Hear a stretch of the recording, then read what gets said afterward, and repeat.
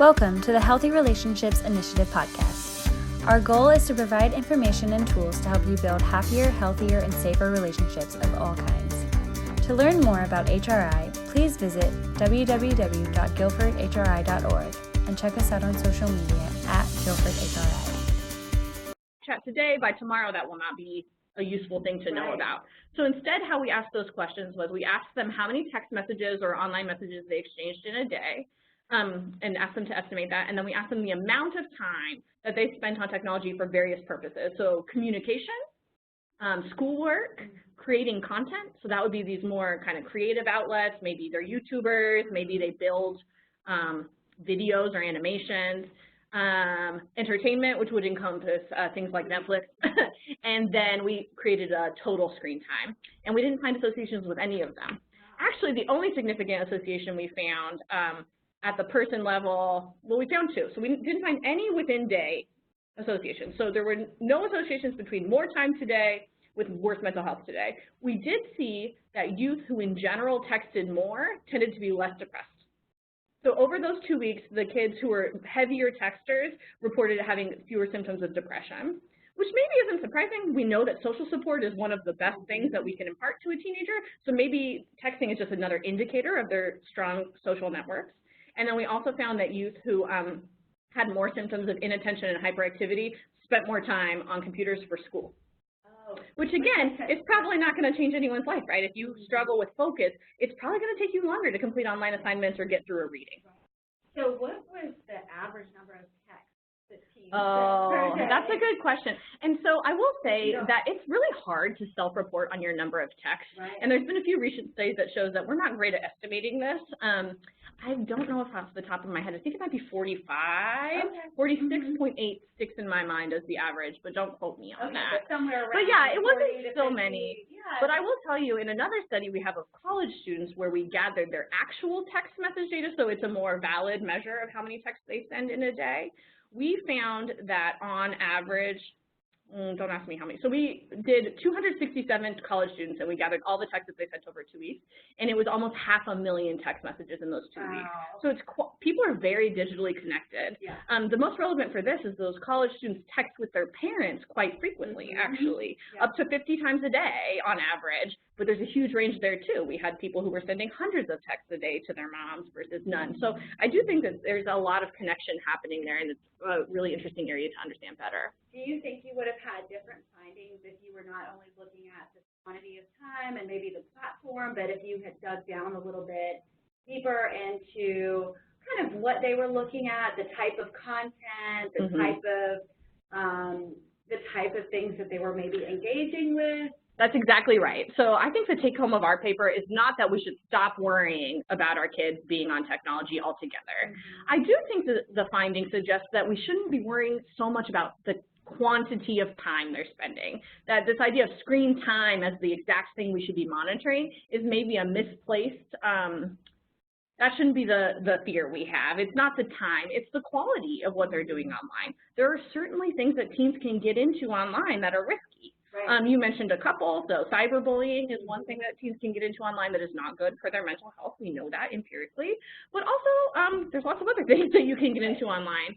So I do think that I think the direction for future research of this is getting more at the quality rather than the quantity of those online interactions, some of which can be very great. So like having a social support network, but some of which might be riskier, and we should understand those better. But it's hard to just paint it with a brush of screens, time on screens is bad. Yeah, and I imagine too kind of future research or other things, just not to get too bogged down in research lingo or anything like that, but I imagine too thinking about the links between mental health and usage or kind of social connectedness or isolation. Probably also there's probably kind of a back and forth. So if somebody is depressed or anxious, but they're reaching out for support, that's very different than feeling depressed and anxious and maybe doing something that's more isolating too. So that's probably something else for the parents that are with us today to be kind of thinking about, that even if there's no specific guidelines around set time, but really kind of looking at what is your child doing, how does that connect and what function does it serve in their life? Exactly. If online connections are a source of important social support, I don't know that we do want to take that away. Lots of parents use cell phone taking away as a punishment. Right. I urge caution around that as just a blanket thing, because there might be some things on there that are actually really beneficial to them that get taken away when that's used in that way right. as well. Especially if it's a child who that then maybe becomes more isolated because of that and the connections that they have. So that's a really great point, and we will talk more about some of the positive aspects too, because I agree with you that there can be lots of great opportunities. But let's dig a little deeper into some of the challenges that come up. So you kind of said that your research would suggest not setting limits, but is there any place for parents to set limits? And if so, what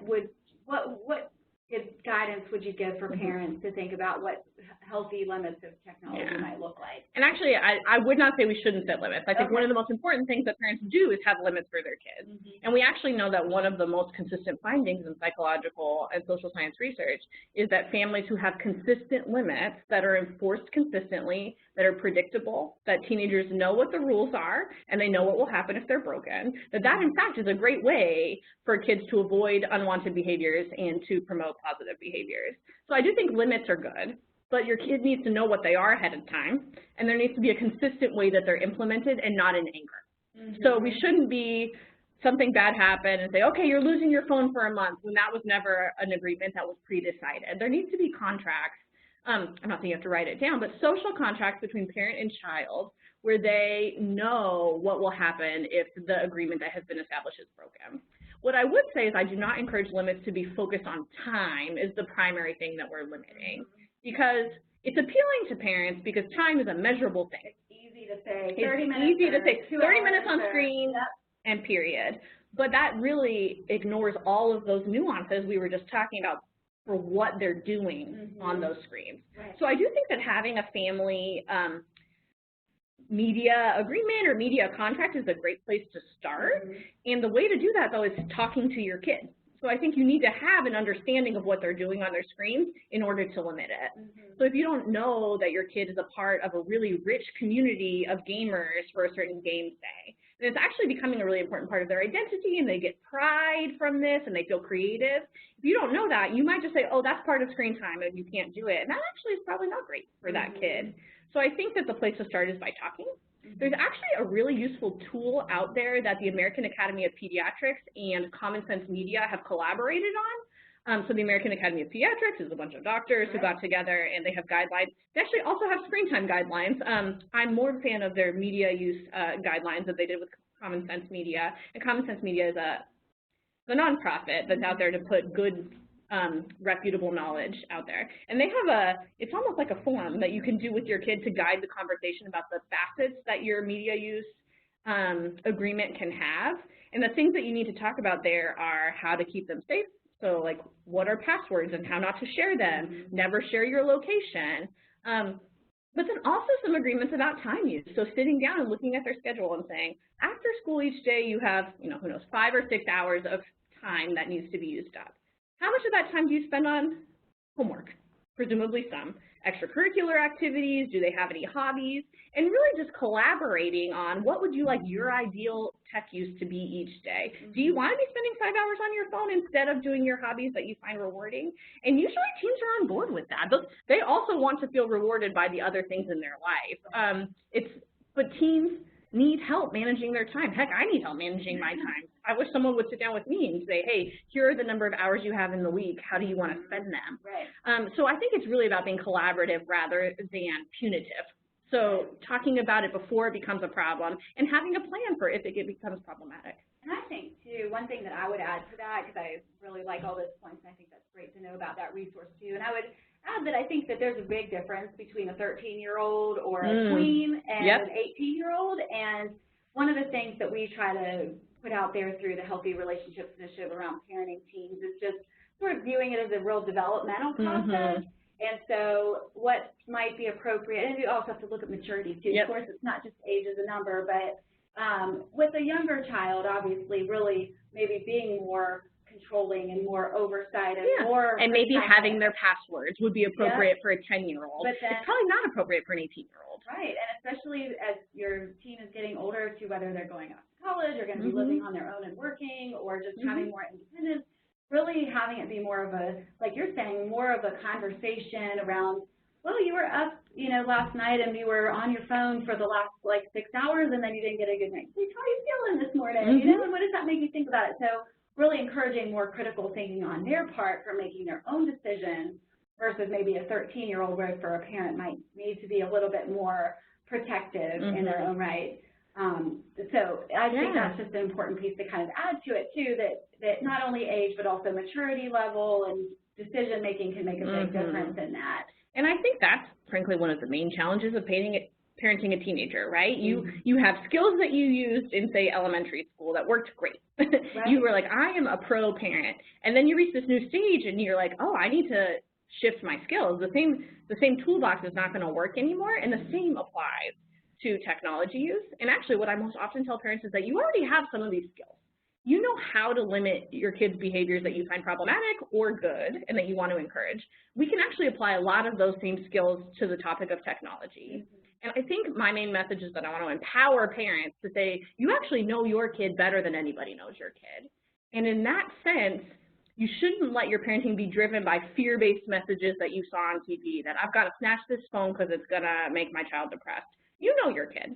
If you're noticing a pattern where they're getting into some stuff that you think is influencing them emotionally, that's a place to talk about it. But to use those skills you already have, and it's not like phones are a whole new world in that sense. You actually have all the skills you need to navigate that. And a lot of the same basic sort of relationship skills, like good communication, conflict management for parents, discipline. It's a different maybe platform. At which it's a new stressor, but it's the same skills. Yeah, and that's a great point, because I think parents oftentimes do feel really overwhelmed, like how new and changing technology is, and it's like, oh, I can't keep up, and just kind of throw their hands up. But to be able to say, like, no, you're still doing the same basics of parenting that you're doing, that you've been doing since day one. It definitely shifts when your child is getting older. But to not let this be an area of being intimidated through that.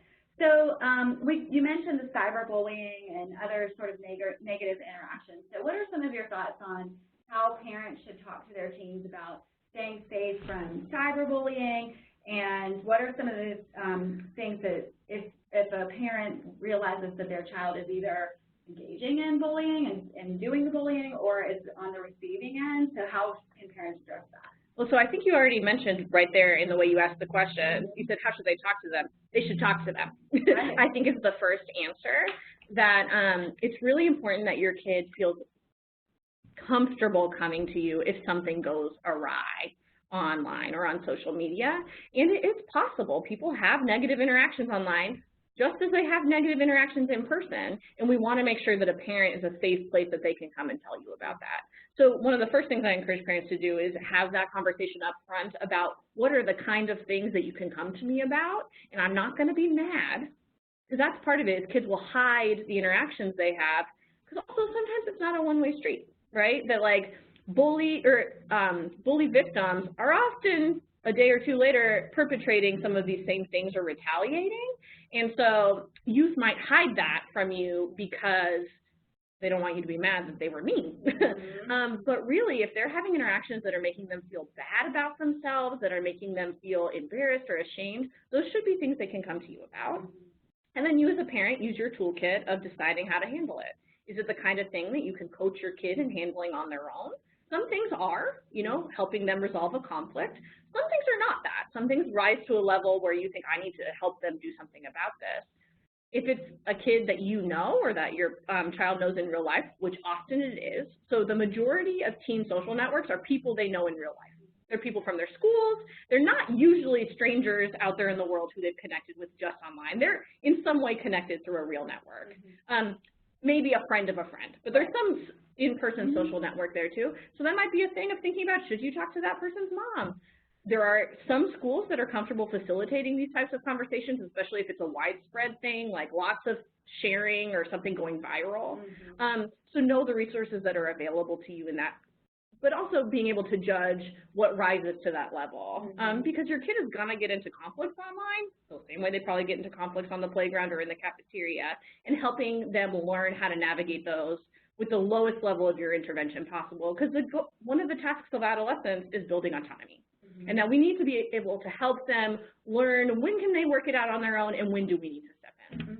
So it sounds like just having an open, general level of communication, not being the parent who, for lack of a better word, just freaks out about anything that their child comes that might be upsetting, but to be able to stay calm if your child brings something that is distressing or that might be at risk, but letting them know that they can come and talk to you and be supportive. That. And then I like that kind of thinking it through, what's the best way we can address this, but then have it be, as the parent, the minimal intervention. That's a good real guideline, I think, for parents to think about. Your job isn't always going to be to step in and solve the problem for them or handle it. What's the least you can do as the parent to empower them and help them build their autonomy? Which actually might take a lot of work on your part. Like supporting your teen in doing that actually might take more time than just calling the principal, but helping them learn how to navigate that in the long run will probably benefit them more. Right, it's developmentally appropriate because you really want to help them develop that independence and help them to think through that. And I would think, too, not only maybe addressing the immediate situation, but then part of that conversation, maybe after if there's an immediate crisis is resolved, talking through, okay, well, what did we learn from this situation? Maybe there are certain sites or maybe there are certain people that we should be wary of connecting with, or if you put a certain type of post or type of thing out there that became something that was a target for something, like just helping them think through their decision and based on what they learned from that. Again, that's probably not in the immediate crisis. But in a long-term coaching. Kind of think through, okay, well, what did we learn? We went through this situation, and then, you know, definitely if they're really serious violations to parents. You gotta step in. I mean, sometimes, like you mentioned, certain types of things going viral or harassment sorts of things, even reaching out to the school, even sometimes with teens. There are things that need to be, the police need to be reached out about that can happen online. But again, making sure you're right-sizing your reaction to the thing that has happened. Yes, that's a great way to put it. So we did say that a few minutes ago, we did kind of touch on the fact that for parents, you know, you don't have to worry about necessarily staying up to date with everything. But on the other hand, there is really some value for parents to at least feel a level of comfort with technology and know kind of what's going on and what are the latest maybe apps and how do they work. But for a lot of parents, it's hard to keep up with that. So what suggestions do you have for parents on that topic? Well, I empathize with that struggle because I have a hard time keeping up with it, and I'm supposed to be an expert on this thing. It is ever-changing. Digital platforms are shifting, and frankly, teenagers' interests shift. The thing that is cool today will be dead tomorrow. And so it can be very hard to keep up with. What I encourage parents to do is not be paralyzed by that. So don't feel like it shifts so quickly, I'll never be able to keep up, so I'm just not going to try it all. You actually have an expert living in your own home. So the best way to learn about what your kid is doing online is to ask them, and maybe even ask them to show you. So, and I think finding out about what is drawing their attention, they're probably going to be stoked to explain it to you because it's the thing they're most excited about, but also then you know what we're getting into, and if there's a new thing that maybe we should be concerned about, you'll know that. So that said, your teen is probably your best resource. There are also lots of other resources on the internet, and in this sense, technology can be our friend. So we can actually find out a lot. We first have to ask our teen what they're doing so we know what to even Google, but Google is helpful. I will say there are helpful and less helpful resources out there on the internet, some of which are evidence-based, some of which are reputable, some of which are not. And so I think you as a parent actually get to do a little bit of fact-checking in that sense. I actually always use, I don't know why I'm plugging Common Sense Media so much, they tend to be my go-to website when something new comes out. They do an excellent job of parent-facing resources to explain what is TikTok, for instance. That's a new one with videos. What are the risks? What are the benefits? What are the parental controls maybe you can put in place to make sure that your kid is doing it in a way that you can be on board with? So I do think in that way you need to take some time to educate yourself because there are things that you can do to limit, say, what they can do, whether, I don't know, TikTok is not, I actually don't know if you can limit these things, but in general on apps, thinking about privacy settings, what should you have in your mind that perhaps is not on your child's mind? And we do know children in general are very careless with their privacy. And careless maybe is a bad word, that sounds judgmental. They have a sense, research shows, of privacy that is much more fluid than adults is. We are much more careful with our data than youth are. And in some ways, they say that's the modern world, but you can help them, guide them to protecting their privacy as much as you can. Think about downstream consequences. Yeah, they just don't know enough, and that is where those conversations come in handy, because as an adult, you can probably see some of the risk factors associated with it. But then on the other hand, like some of the things we worry about, like getting embarrassed, teenagers are a little less, like they want to share a video, and if it makes them look a little silly, that's okay. And I think being willing to let them have that experience is probably not the worst thing either. So yeah, I think there's some online resources like Common Sense Media that can be really helpful. Asking other parents can be helpful, but again, just making sure you're asking someone whose opinion you trust. Right. Yeah.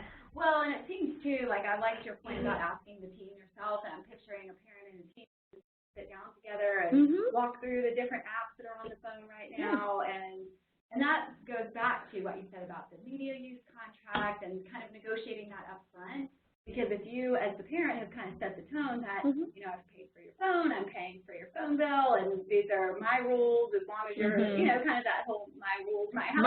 My way or the highway. But you can do that in a non-punitive way. That's part of the agreement up front. Like, you know, I know when I got my son his phone, I said, here's the rules that I'm setting for this, and if you don't like it, then you don't get a phone right now. And he was willing to agree to that. And I do think that transition to getting your first phone or having a new device is a good prompt for that conversation, because it's clear that we're going to need to figure out how this is going to work.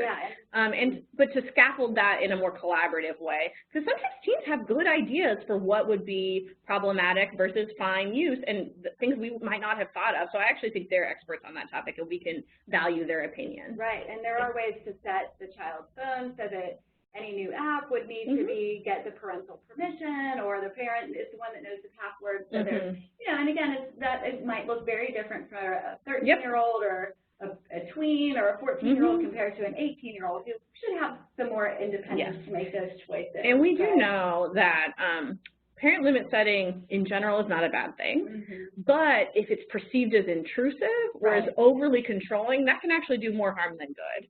So it's actually quite important that we're right-sizing what we're doing and making sure that it's developmentally appropriate. And having those conversations up front, because if you go into it the whole time with the expectation that, you know, we're going to sit down maybe once a month, we're going to look at what you have on your phone, we're going to talk about it, and, you know, that's just what we do in this family, and that's part of the understanding of having a phone. It's very different than seeing something on your kid's phone, like being anxious about it, and then coming back in, and that can feel very much more punitive. And so really setting that tone, I think, is important, too. Did you have something else on that?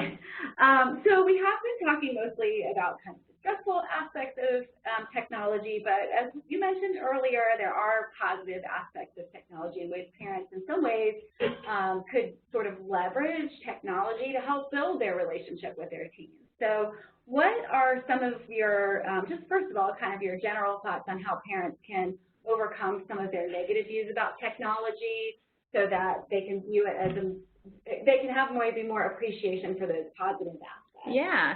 So I think that if we were all to look inside ourselves as adults, there's probably some things we use our technology for that we enjoy. So maybe you play Candy Crush. Maybe you play Scrabble online with your friends. Like actually a lot of people in our family have a little round of Scrabble that we play. Those are probably not the same things that your teen is doing, but you can acknowledge that there are things about phones that actually can be nice. And so I think part of it is maybe being open to learning about it like we just talked about, but maybe even some co-use. So are there ways that you can join with your teen in the things they like and be a part of that experience with them? So often I get some pushback from parents on this because they're like, I don't want to play Fortnite. That's just an example. It does not call to me. It is not a thing that is interesting to me. That's fine, but maybe you could try it once. I actually think just making the effort might show a lot to your teen that you're willing to learn about their world. It's also a great way to know if it's something you should be worried about, is engaging in it with them. So I do think co-use can be a thing that's valuable. And again, not throwing the baby out with the bathwater, having some openness to learning that. But then also just thinking about in your day-to-day interactions, what way does technology facilitate you and your teen interacting? Text message, I think, is a really obvious one. Like, most people use text messages with their teenagers for things that in the past would have been a lot bigger hassle. So just texting to say, hey, what time will you be home? we shouldn't undervalue how helpful that is. Or your teen saying, hey, I'm running 10 minutes late. In the past, that might have been a thing that, like, you're grounded, you broke your curfew, but actually we're able to stay connected in a way that in some ways smooths relationships and makes them easier to coordinate. The other thing is knowing where your kid is. We have an ability to know where teens are today that we have never had before, either through asking them, say through text message, or through things like Find My Friend or Find My iPhone or whatever, keeping track of your family. I will say, again, it's important to use those things judiciously and in an open way, so it's not being done secretively. You're not tracking your child without their consent or knowledge, but having that ability can actually take a lot of weight off of a parent's heart to not know where their kid is. You say, oh, I can see they're stuck in traffic. Right. So really, it's important in some ways for parents, especially those who may really find a lot of frustration, especially around some of the conflict and the distraction aspects of it. Just take a step back and take some time to be thankful for some of the things that they have, just to have a more open attitude, because the reality is, especially for teens, like, this is a part of their life. So even for parents, if they don't really like it, there's some level to which, as a parent, you kind of have to just accept. Right. I think it's almost impossible for us to turn back the clock on phones. Like, even families who hate smartphones end up, many of them tell me, you know, I felt like I had to get it for them because there's all these other things that we need it for.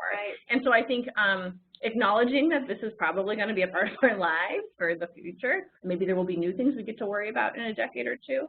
But being open to thinking through what are the positives, what are the risks or challenges, and being nuanced about how you handle those one by one. Yeah. And before we move on from this topic, it looks like we have a question. Actually, it's not a question, but we have some comment on some ideas for connecting with technology. And I thought I would share for the group.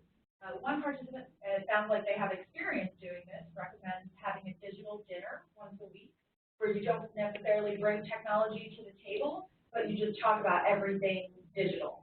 And their comment was, trust me, they'll talk forever on the topic. Another comment on one of our panelists or presenters is that just texting with your children is an awesome way to increase that interaction, but to not text them during school hours. That's great. I love that idea of a digital dinner, because I actually, family therapists, one of our favorite things is talking about sharing a family meal, and that's a time to connect and encouraging that. And then I think saying, we're still not going to be bringing all our phones to the table, but having that be a space where this is part of your life as a teen, share it with us. I love it. And I think, too, you know, as a parent, sometimes it's so hard to get your kid to open up to you, and you want them to tell you all the things that happen to them during the day. And I know when I ask my kids, who are now 12 and 9, and I'll say, well, what happened today? They don't have much to say, but if I were to say, you know, well, tell me about Minecraft or that time you were playing this other game or whatever it is, they always have a lot to say. In fact, sometimes I can't even really follow it, so I tune out just a little bit. But the fact that they're just opening up and they're talking a lot about it, and you know, that is a part of their world that they get excited about. And so that is a really great idea.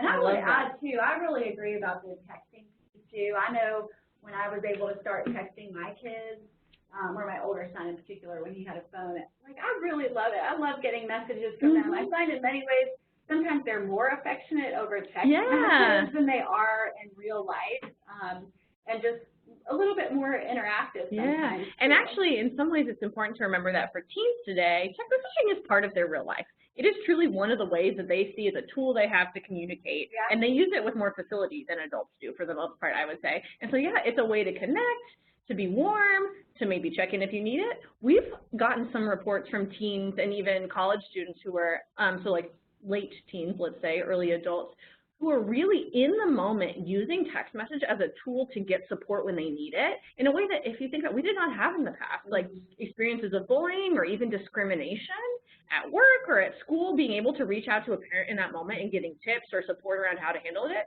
is really valuable. Yeah.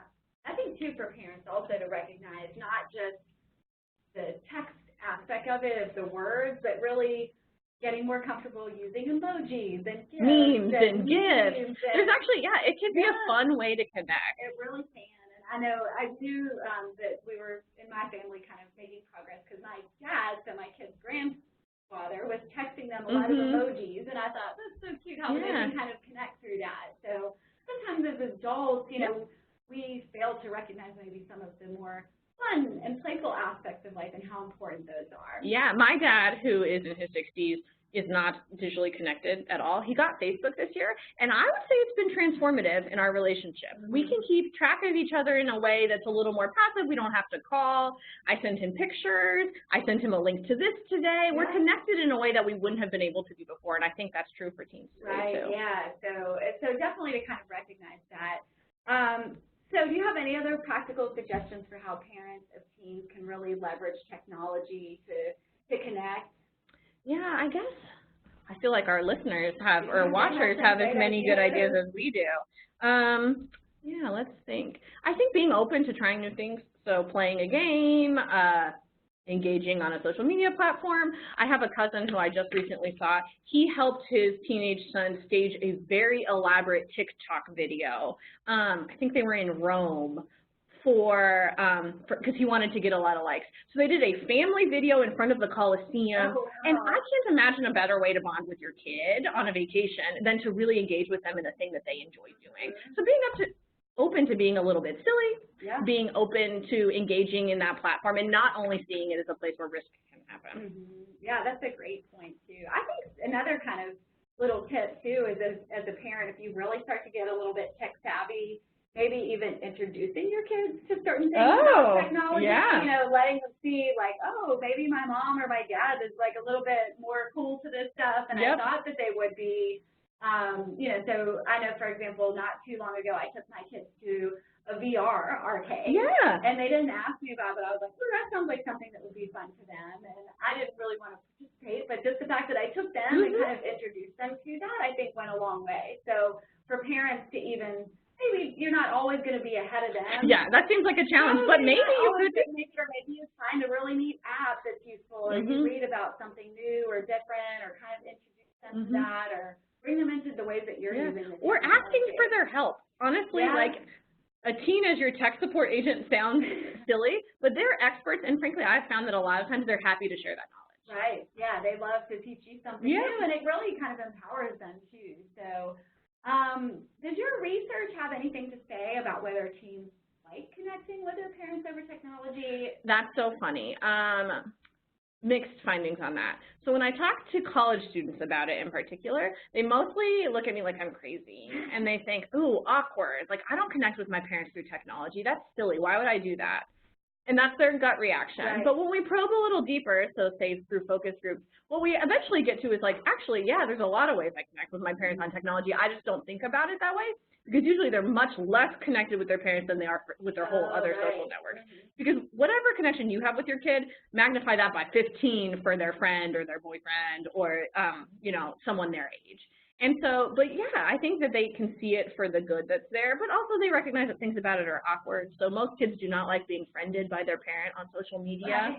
And so I think that's usually their gut reaction is like, ooh, no. But I think that with some probing, there are some things about it that they find valuable. Well, even just the fact that you said that college students, maybe on average, are texting like 50 times. They're texting with their parents, but they don't see that as a lot, or it's like very engaged, because for them it's still way less than they text with their peers. But for a parent, it's a lot, and it means something. Yeah, and they're not using technology in the same way as they are too, but definitely. So it seems like something probably varies by the teen, and again, I think just in general, even if we're not talking about technology, but any ways you can keep a more positive, open, sort of calm relationship with your teen, then that's going to play out in your relationship in a lot of different ways. So a child is going to want to feel more connected probably on technology to a parent that they feel is overall supportive of them, and non-judgmental, and not judging them, and not punitive, and not just looking for things to criticize them about or to get on their case about. That said, there are things occasionally that deserve leveling up. But I think that we should go into it again with an openness,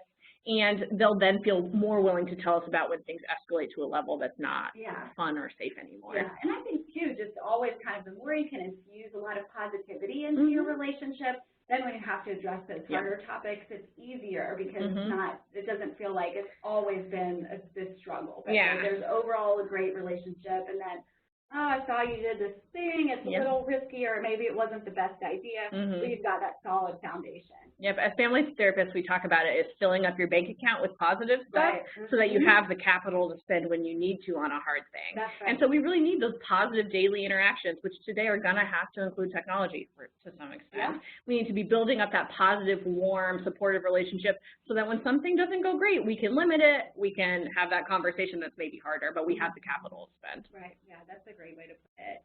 So just in terms of one thing I think that a lot of parents really struggle with too is kind of around helping their children understand some of the bigger picture things that maybe they don't have the insight to understand. So, you know, for example, we as adults, we know that if you post something publicly online that might not reflect the best on your character, we know that that could really hurt you in a lot of ways. It could hurt you in a job application or an application to college or graduate school. Lord forbid you ever run for public office. You know, those are things have consequences.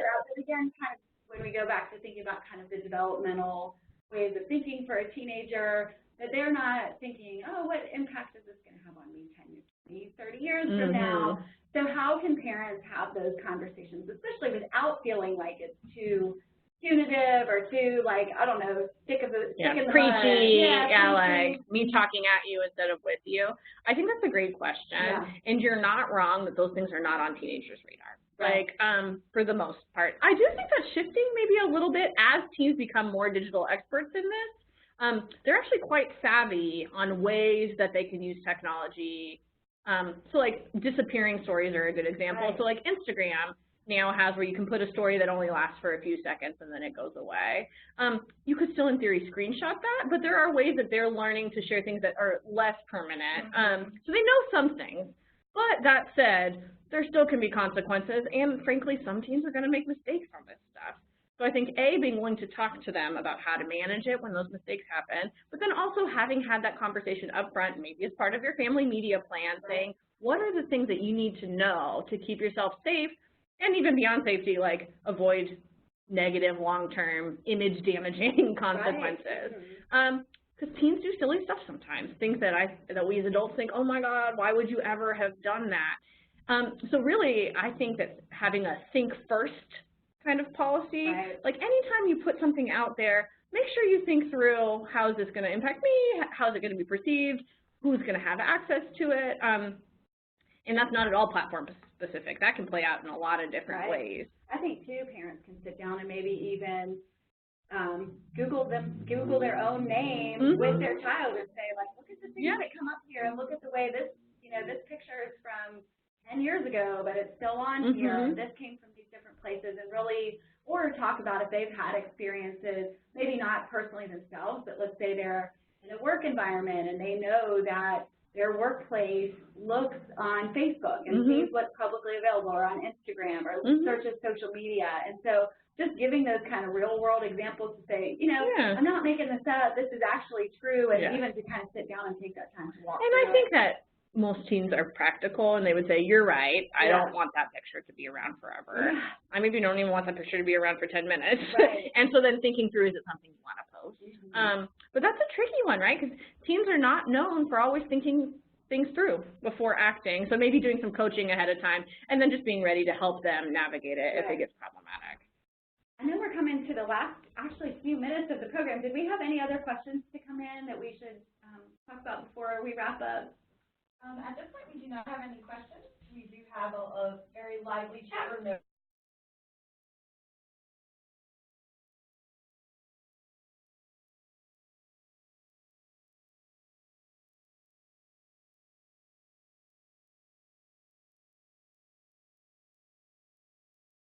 What are your kind of final thoughts or your big takeaway points that you would hope if we had a parent of a teenager sitting right here who was kind of... We do. We know, they're sitting right there, but if they were sitting right here in front of us and they were just struggling with this topic, what are the few things that you would want?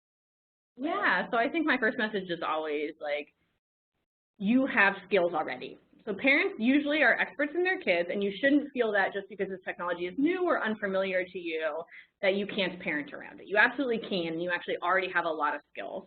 And in some ways, I want to demystify smartphones, let's say. They're accessible. You can parent around them just as effectively as you parent around other things. They're not magic. it sometimes feels that way. They're painted as being this thing that has infiltrated our homes and they're going to come get our kids. You have skills, and it's up to you to know your teen and how to implement limits or not, or it's your kid. So yeah, don't be driven by fear, and be empowered that you have skills. Feel free to seek more information if you need it. So the internet in some ways is our friend, and that you can actually find everything you need to know out there. Anytime a new platform comes out, someone immediately writes a blog or something about it where you would find the information you need to know and have trusted sources that you go to get that information. And I actually think my biggest take-home point, which I've probably said 50 times in this, is be willing to talk to your kid about it, that this can be actually an opportunity for connection rather than something that draws away from your relationship. We can reframe technology from being a detractor and something that gets in the way to something that, if we leverage it properly, can actually be a way that we connect with our kid, and we can learn a lot about them and their lives and what they're drawn to in both online and offline spaces. Yeah, that's great. And I'm glad you kind of ended with that, because that was my big picture thought about this too, is that I think coming into this, probably if everybody's really thinking about technology, it's such a stressful area, but hopefully we've given you some things to think about today that really help you feel like actually maybe there are ways you can use technology to strengthen your connection, and it doesn't only have to be this major source of conflict and tension in your relationship. So hopefully you've got some good ideas for how you can do that coming out of our program today. So we do want to just thank you all for being here, and Camilla is going to share the link for the feedback form and the chat room so that you'll be able to please share that with us. We do have our next program is coming up on September 20th, and the topic is maintaining strong relationships while someone is facing cancer. So we hope you'll connect with us through some other Healthy Relationships Initiative relationship boosters. Mikey, thank you so much again. This is such a great topic, and it was great to learn from you today. So thanks so much, and we hope that you'll take what you learned today and help you to build happier, healthier, safer relationships